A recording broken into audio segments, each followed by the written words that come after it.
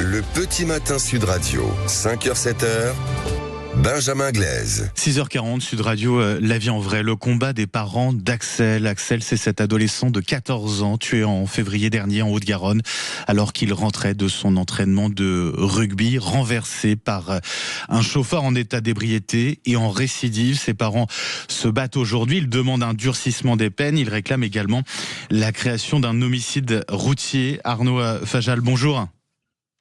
Bonjour Benjamin. Vous êtes le père d'Axel. Merci beaucoup d'être avec nous ce matin sur Sud Radio pour nous parler. C'était important de vous entendre pour nous parler de votre combat. Un combat qui vous a mené aujourd'hui notamment à vous lancer dans un pèlerinage à vélo avec votre épouse. Pourquoi avoir choisi cette manière de vous faire entendre aujourd'hui ? Oui, on a attaqué depuis mardi matin le canal du Midi de Toulouse à 7. Ouais. Donc déjà, ça nous permet, nous, de trouver... on est un peu hyperactifs, on cherche des activités pour s'occuper l'esprit. Bien sûr. Pour essayer de passer au mieux cette étape. Ensuite, le but, c'est de parler d'Axel, de pas l'oublier et que son visage reste présent et soit peut-être le visage du changement.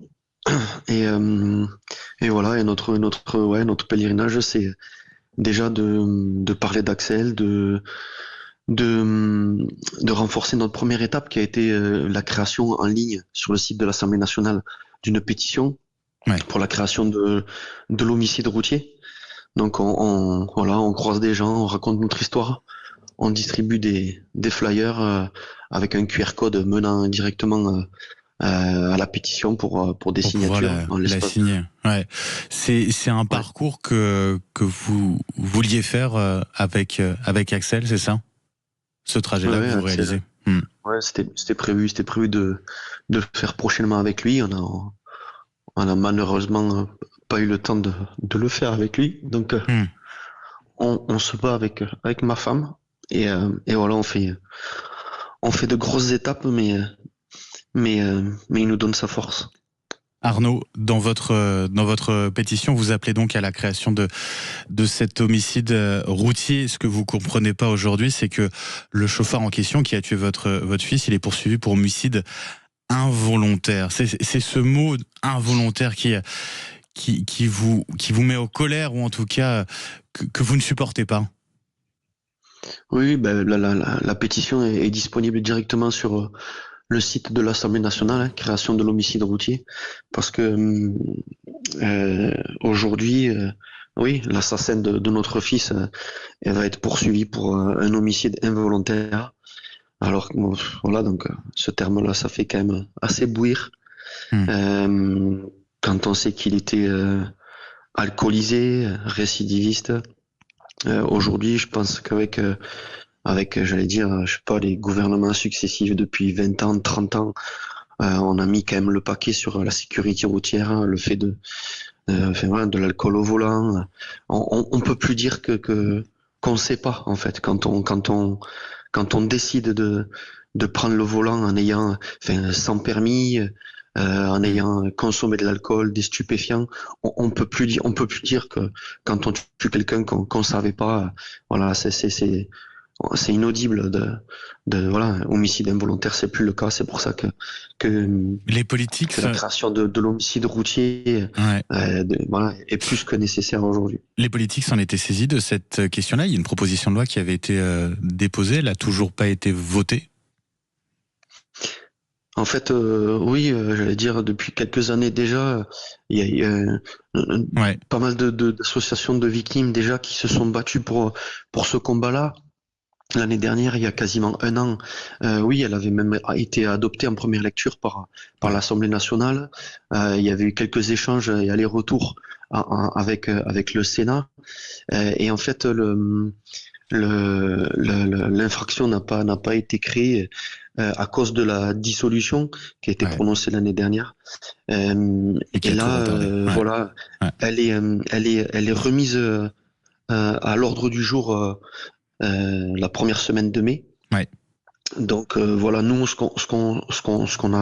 le travail qu'on a réalisé là depuis plus de mois, c'est de contacter l'ensemble des députés qui sont à la commission des lois on en a eu certains en visioconférence, d'autres au téléphone.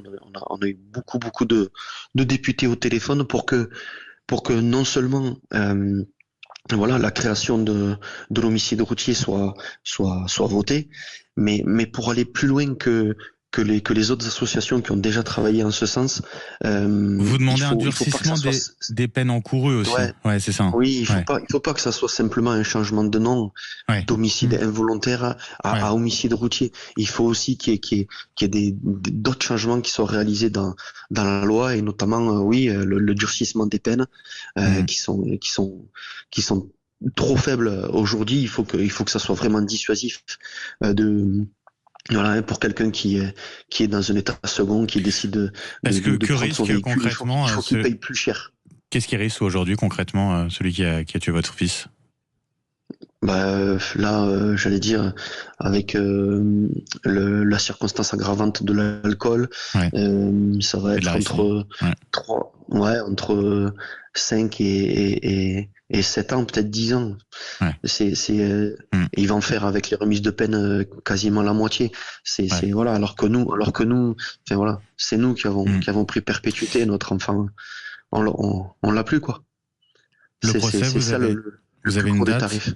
Vous avez une date pour le procès, Arnaud? Non, là on s'est constitué partie civile depuis un mois à peu près. On a choisi notre avocat. On va être reçu le mois prochain par la juge d'instruction qui veut nous entendre. Donc on est en pleine